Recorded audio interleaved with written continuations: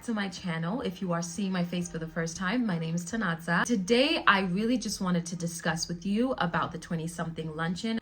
I just wanted to discuss with you what it was like planning the 20-something and to answer the question of when is the next one and to just talk about why it started and where it's going. So the 20-something idea started in maybe 2021, like end of 2021, going into 2022. I started thinking about the idea of creating a space where people of the same age group can come together, right? I had seen the ladies' luncheons, I had seen all of this stuff, but they were usually for older people. And also there was no age limit. I realized out of the new experiences I was having, just how many people couldn't relate to the things that I was going through because they were older or they were too young, you know. And the people who were my age were also going through their own things, and we weren't talking to each other about the things that we were facing. So I started thinking about it, and I'm like, there's just so many things that we go through, so different, but they're also kind of the same. So for example, I'm in my 20s, I'm living on my own, but I talk and work with people who are in their 20s and living with their parents, who don't have jobs. Maybe they're looking for work. Maybe they just finished uni. Maybe they just had a baby. Maybe they just got married. Maybe they're struggling in the dating pool. There's so many facets to being in your 20s that I just felt like it's so vastly different, but it all has the same underlying experience of what the hell am I doing? So the goal was to create that space in all of the chaos where we can come together and just laugh about it, because now you're growing up, so the club isn't necessarily somewhere you always want to be. You're looking for different experiences, but you're also finding it difficult to find places where people your age are at. So it really just kept ringing in my head, Kuti, what if we created a place where people can have that experience? What if we did that for others? What if we created that kind of environment? So thus it was born. When God calls you to do something, there is a level of audacity that you just develop. I suddenly was just like, let me do it. So that's exactly what I did. I sent out invitations, I created the flyers, I started looking and DMing random people, do you know anywhere where I can host a luncheon, and asked a lot of favors. And that's the one thing I tell anyone who wants to get into event planning or any business at all. So I asked for favors and we had the first luncheon. I did it on my own, right? I planned it on my own, sent out the invitations on my own, managed the money on my own.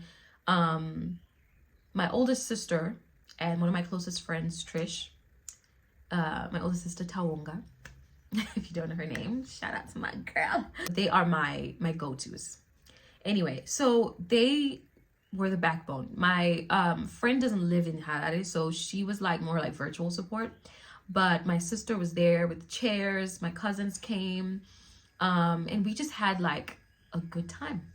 I decorated everything, then had to run home, get ready and come back. I was late the first one. And I remember, the thing that I remember about the first one, and I think the thing that stuck with me, was someone I don't know personally, she said, they must really love you because not one person complained while you were missing, because I was late, guys. People were already seated. And she said not one person complained. In fact, they were actually trying to come up with reasons why you might be late. Like maybe she got stuck in traffic, maybe she's still planning, and which is rare. You know, people go to an event and the first thing they want to do is talk about how disorganized it is and what. And it just made me realize over the years that all the content that I had been making wasn't in vain. Those stupid, cringy videos were creating a community. It was a success. It started raining. We got our chairs, we went inside, and people didn't want to go home. We talked for a while, even after the program was done, and I kept thinking, what else can we talk about? The conversations were just flowing, like we were just having a good time. It was memorable. I was in awe. You know, it was such an out-of-body experience to be like, it worked. To see an idea come to life, it worked. The next one, well, let me just say the next few after that had the hiccups, because now I had actual goals. The thing worked and I knew what I wanted it to become. But honey, one thing about Zim is people want money. And I was caught in between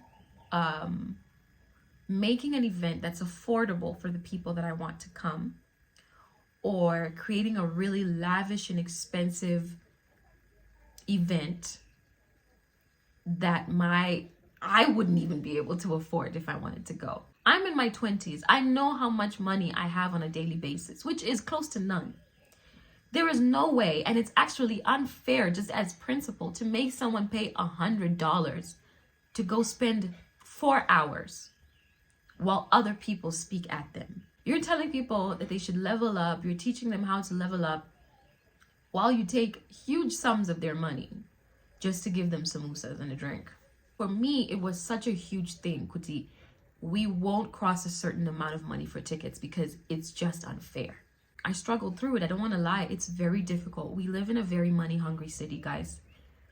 If there's anything you need to learn, we live in a money-hungry city. Everyone is looking for an opportunity to take your money, down to the in-drives.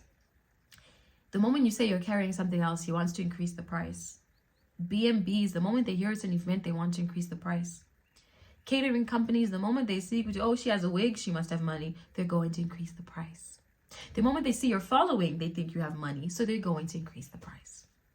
So I struggled to make a profit. I struggled to make the event what I wanted it to be. There's so many things I have saved in my Pinterest, guys. So many designs and flowers and all these things that I wanted the event to be. And I struggled with it because we just couldn't meet the targets. The reason I'm making this video is because the last 2 events that we had were the biggest catalysts to the way that I feel about the event space.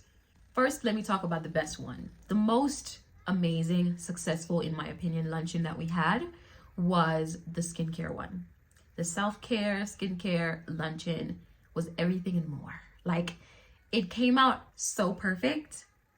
I was in awe. I was in shock that it worked out. Like, most of the time when we finish an event, I'm like, that could have been better. We didn't end up getting that. You know, you like self-critique. You like, yeah. You like self-critique. Yay! You like self-critique. But the thing is, no one else knows all the things that you wanted to get done. Only you. So only I knew that didn't work out the way it was supposed to. But I didn't even mind it or think about it. So the skincare one was a success. And I really want to attribute a lot of the success to my boyfriend. That man made it his own, child.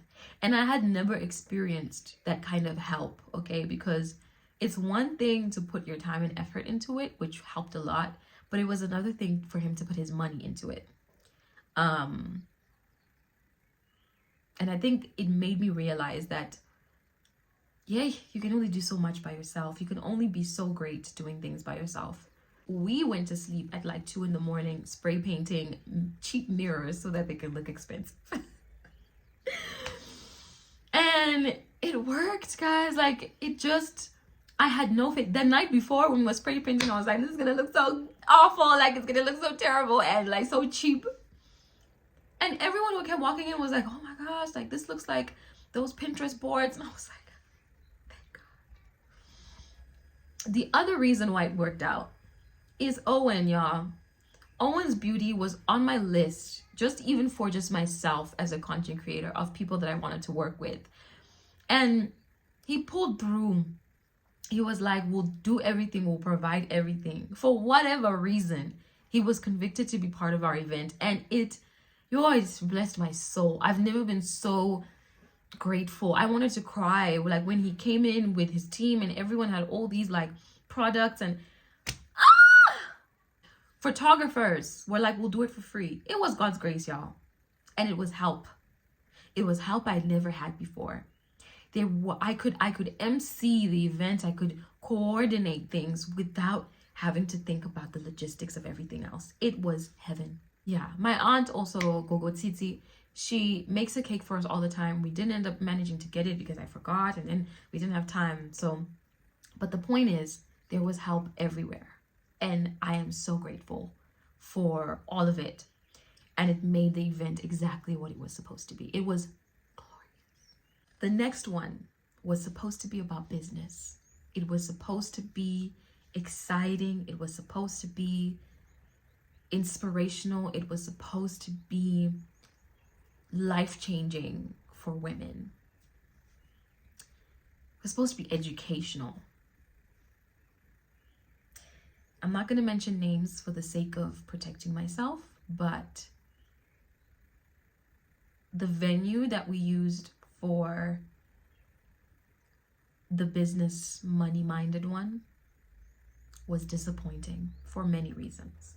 I saw greed at its worst. Actually, that's not its worst because the next one's worse, but they're a pretty close second. We discuss what the event is supposed to be. I tell them what my budget is.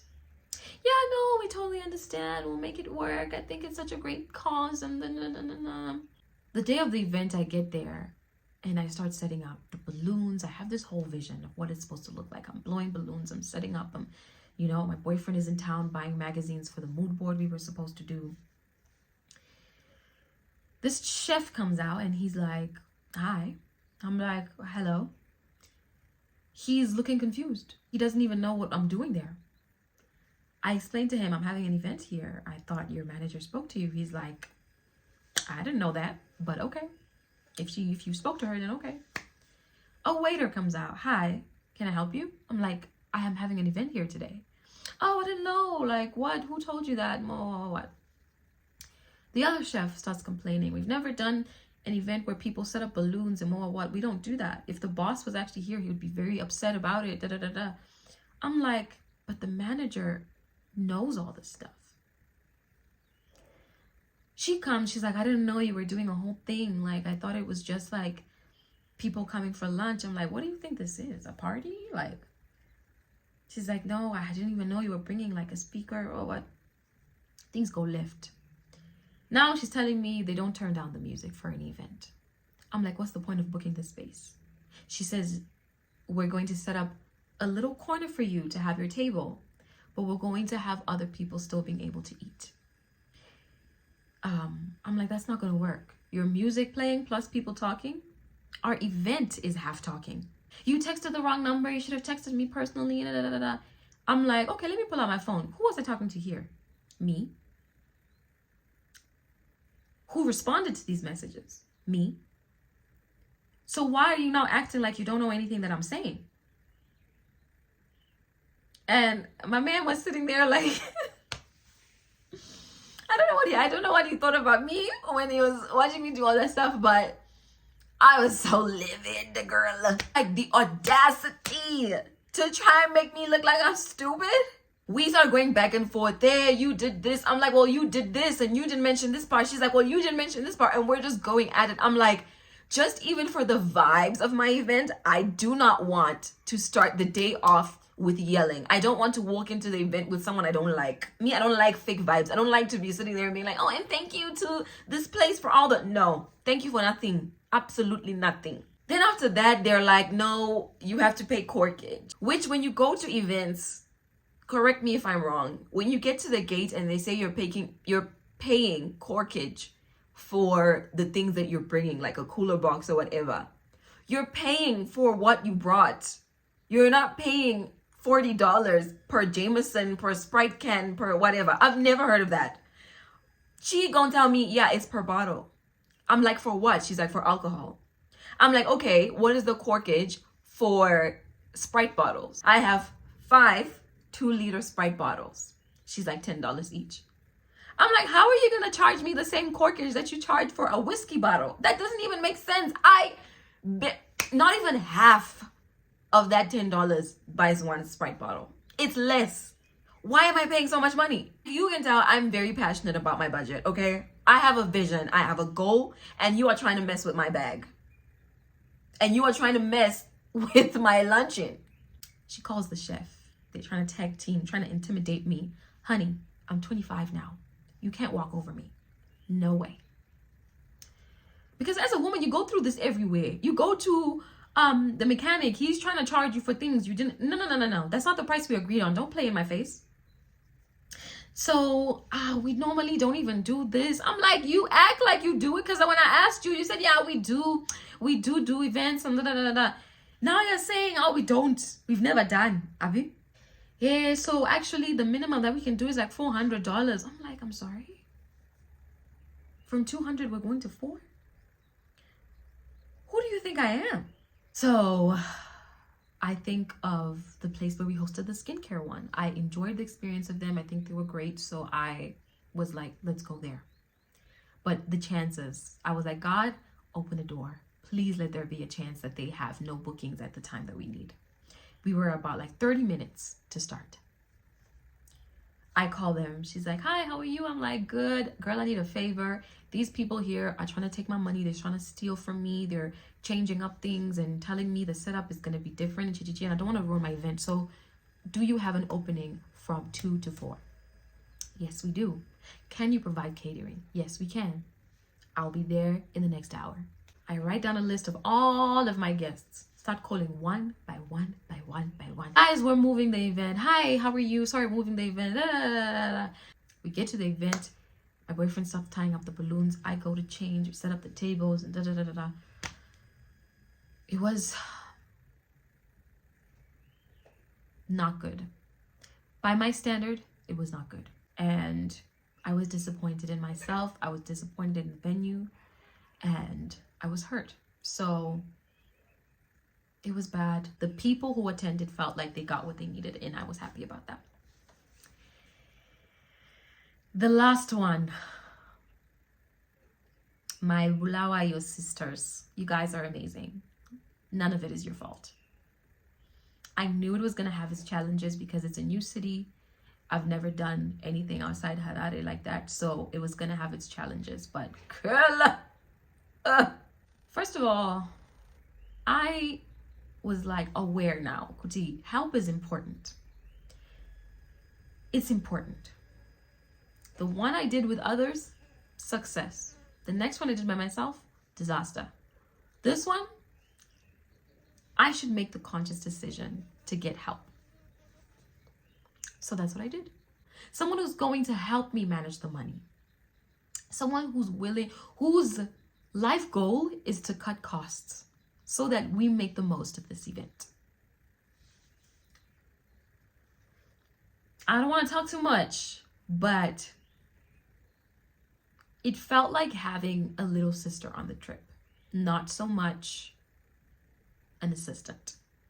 But I'm not going to talk too much about her because she's a very nice person and all is well. But it really was disappointing in terms of what I think she thought an assistant was versus what I thought an assistant should be. And there were a lot of instances where I felt like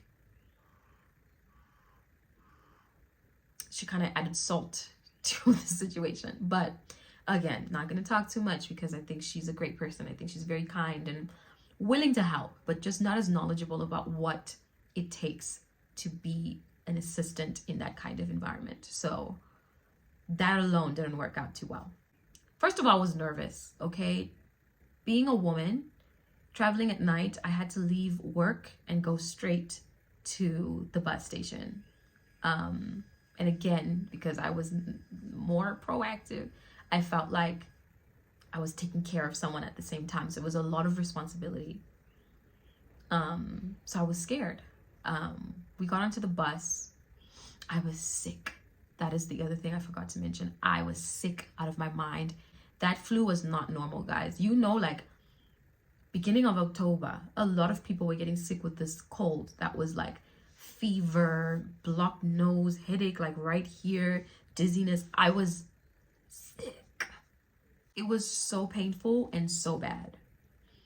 My bones were sore and I didn't bring enough clothes. I was so like, oh, non-Chihuahua, guys. Like, I can't even explain to you just how sick I was, but I was sick, okay? Just understand that I was sick. And life was just lifing, okay? That week, life was lifing. So I was just not mentally in a good space. We get there.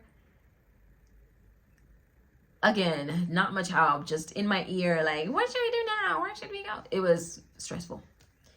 In drive taking long to come, all these dodgy men standing around, and it's scary. Okay, as much as there's so much women empowerment, our continent is so behind. No, the world is still so behind in how to treat women, how to speak to women. There are still men out there whose goal is to make women uncomfortable. So in this event planning business, even just to not be taken advantage of and to not end up in dangerous situations like that, have a man around. I hate to say it, but have a man around. There are strengths that men have in protecting you, being able to fight for you, especially if it's with another man. There's just a level of safety that you will have if you have another male around. So for any event planner, I would say that's something that's important, is to have a male around. The setup is crazy. The rooms are crazy. It's dirty. It's not good. There's ants and what, it's bad. But we were so tired. I was so sick. We just slept. We get up in the morning. I've been talking to this lady, and that's the other thing. Meeting up with the event planners, calling them all day, every day until the day of the event, so that you guys are always on the same page. Because one thing about these people is once they see inconvenience or they just decide that's too much, they will switch up on you. They will change the narrative of the story. We agree. I sent a whole invoice. This is where one of the biggest problems we faced came from. I tell this lady, I had seen a video. One, they false advertised. They have an influencer who makes content for them. Not her fault. That's what she was told. That the event provides catering. Keep that word in mind, catering. Sorry, when I get like really angry, my voice gets like raspy and deep. So that's what's happening. If you feel that there's a difference. The event provides catering. The event provides deco. And the event provides the venue. Just to clarify, do you want decor, the venue, and catering as well? I'm like, the whole nine. Decor, catering, and venue. Okay. Just to remind me again, do you want the catering as well? You never confirmed that. Yes, I did. We need catering as well. Let me make an invoice. She never offered. She never made one. I said, I'm going to make an invoice for us so that we both understand what's on the table. Okay. I sent her the invoice. Catering involved. That's fine. We'll do that. 13 per head for everything, I said. We get to this place, back now to the day of the event. We wake up, get ready. She calls. I didn't hear the phone ring. She sends a voice note. Hi, you're not answering your phone. I just wanted to let you know what time you're coming. Did you end up saying that you want catering as well? I can't remember if you said you want decor, because now I have to think if I should get the tent, because we never agreed on what you want. I'm like, I'm sorry. So we get there. She's like, you Hungarians, you guys are so relaxed about everything. You're not saying anything. What? Basically, she's saying we couldn't start because you weren't here. What, was I gonna lift the tent? Yeah, so I had to ask my neighbors to come help me put the tent up. I'm like, but we agreed on decor. Why are you acting like we didn't talk about decor?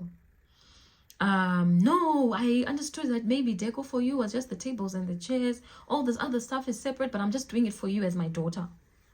I'm like, you're not doing me any favors. What do you think decor is? She continues on. Remember, I said to remember the word catering. This is the way it comes in. She says to me, also, I wanted to ask you if you're going to come with your own food or you're going to buy here, because now we don't have anything for you and I don't know what your plan is. I'm like, what do you mean? We said catering. No, my darling. Catering is the plates and the forks and the chafing dishes. I'm like, huh? She's like, yeah. Catering is the dishes and the forks and the spoons. We set that up for you. But the food, we don't do that. I look at my sister and I'm like, am I hearing correctly? I'm sorry, Ma. Catering is the food. She's like, no. Maybe where you come from, maybe in Harare, but here, catering is the equipment. I'm like, I don't know if she's trying to make Bulawayo and Harare look like two different continents. But I can even ask my followers what the hell they think catering is. But for a fact, catering is the provision of food. She's like, yeah, we don't provide that. Me, I'm like, we don't have time to be arguing about this. Okay, so what's the solution? She's like, oh, I can take you to go and buy food by the shops. I'm like, that would be great. She takes me. She's talking about, you guys need to be more organized with these things, blah, blah, blah. I'm swallowing as much as I can because I'm just like, she's older than me. She's older than me. She's older than me. We get to the shops, we buy. Guys, I done used so much money. She's adding to the cart like it's her cash. You should also get this. You should also get this. You should take this one as well. We get back to the event. The girlies are already starting to come in. The one time women are early is when life is going crazy. So now they are setting up. They're putting up the tent and the ladies come. I'm asking this lady, can you at least give us some chairs so that the girls can sit and not have to stand in their heels? I start improvising, as we always have to. So we start doing the program right there and then. We damn near finished the program sitting in that sun. I have to go to her to say, are you almost done? She's like, yeah, I know we're done now. Call the girls. And we sit and I'm like, let's start this all over. Let's pretend the first part didn't even happen because I don't want that to be your memory of this event. So we sit and we start talking. We have a great time. Bulawayo has my heart. The women, top tier, amazing, fun, funny, just a good time, kind, everything. We finished, the program ends at 4. This lady is in the kitchen with her friend. Now we learned that it was her sister. They're in the kitchen till like 5. I keep going back and forth. Is the food almost done? Is the food almost done? She's like, oh, she says my sister will just come and cook as a favor. I'm like, okay, thank you. Again, I'm not about to be grateful for something you guys should have done. Something I was paying for. So I'm like, thank you. They are cooking for ages in there. You would think they are cooking filet mignon, like, you know what I mean? Avo is just chicken and potatoes. That's taking them 3 hours for 16 women. Then I go again. Are you almost done? Are you almost done? At this point, the sun is going down. We're done with the program. I'm burnt out. I also want to rest. I'm still sick and shaking. I need to lie down. They finally come back out. Guys, I've never been so disappointed. They come out with a dish to wash your hands. And they put regular trays that I could have bought on the table. About 3 trays of chicken, potatoes, and some cucumbers. I've never been so pissed. I was now one of those luncheons that has samosas and chicken. I was angry and embarrassed. Because I don't want these ladies thinking that this is what I spent their money on. But this is what we ended up spending their money on because somebody lied. Then they leave. I'm like, are they coming back to serve or no? So now I'm learning that on top of catering only being the equipment and the utensils, which is just 3 dishes and some forks, catering to them doesn't also include labor. So I called my assistant and we went behind and started dishing out to the people. I'm pissed. I'm just mad at that point. The other lady then comes out and she's like, are you guys not going to eat? Like trying to act like she care about us or whatever. I'm like, we're good, thank you. We're dishing.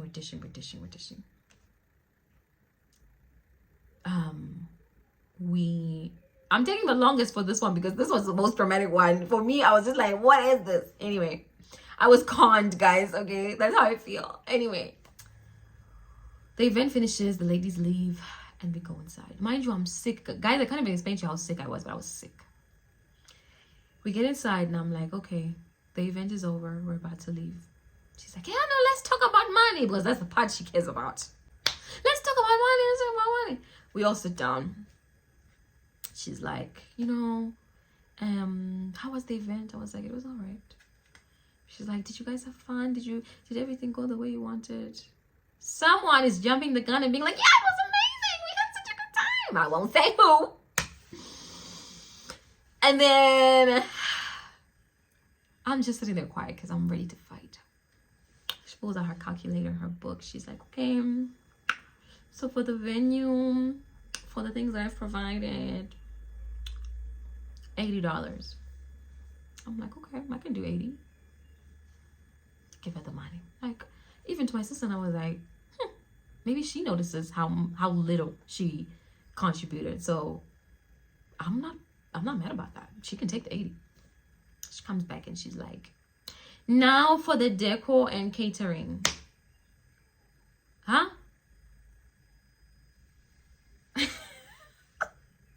I'm like, what do you mean? She's like, the catering. You mean the food that I bought? She's like, no, the setup, the things that you used for the food. The three trays that were carrying the food and the dish of water to wash our hands. I could have brought that from my house. That's a lie. I don't have that many dishes yet, you guys. I could have bought it. Okay, let me say it that way. I'm like, we have a problem. I don't feel like there is a budget for catering here that should be calculated because I bought the food. She's like, yeah, but we gave you the utensils and I'm like, yeah, but I bought the food. You want me to pay this for us having to serve our own food and wait for you to do the decor after my program was over? Catering is the provision and the serving of food at an event. I never knew that. That's not what catering is to me. I'm like, I don't feel like it's right for me to pay for food that I bought and had to serve on my own. And I don't think the catering itself was enough for this amount of money that you're asking for. Now she's just trying to play smart with me, talking about, oh, did you really think that we would charge such a small amount just for catering? Like, if we were to buy the food as well, like, do you even think that works? I'm like, girl, I don't know how your company works. But I know for a fact that when I said catering, mine included food. I've never in my life heard of anyone say catering and it didn't include the food. What else would it be? So lesson number 2. No. Number 1 was what? Ask for favors. Number 2, have a man around. Because they wouldn't have talked to me like that if my boyfriend or someone else was there. Number 3, be cutthroat.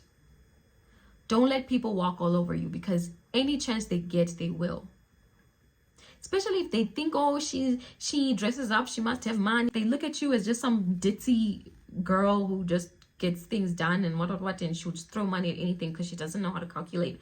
I might not be great at math, but honey, not with my money though. Don't lose the essence of being human. Don't lose the essence of morals for the sake of a quick buck, honey. To answer your question about when the next one is, I decided that for the rest of this year, that was the last 20-something luncheon. Until next year. And we're going to work to figure out a system and a plan that helps. I'm going to invest into this thing, get my own equipment that's always readily available. And they really tried to ruin my love for this thing. But you can never. God is watching over me. He's watching over you. And he's watching over this community that we've built. So the next few 20-somethings gonna be top tier. We're going to branch out next year because especially when I posted the blowout one, I had to delete some of the comments because the ladies in their 30s going up were mad, girl. They were like, yeah, why would you only do it for them? You guys think you're better than us? But I was like, when did it become such a crazy thing? It's not even about that. I was coming to you. So it's definitely something we will be continuing in the year to come. The team will grow because we need a team. And for every single person that came, every single person that helped organize, every single person that put a bit of money into it, every single person who reposted every single person who gave me a word of encouragement. Anyone who had a hand, even the tiniest hand, in the success, in the progression, in the planning, in the execution of the 20-something luncheon, from the beginning of its life until now, from the bottom of my heart, I thank you.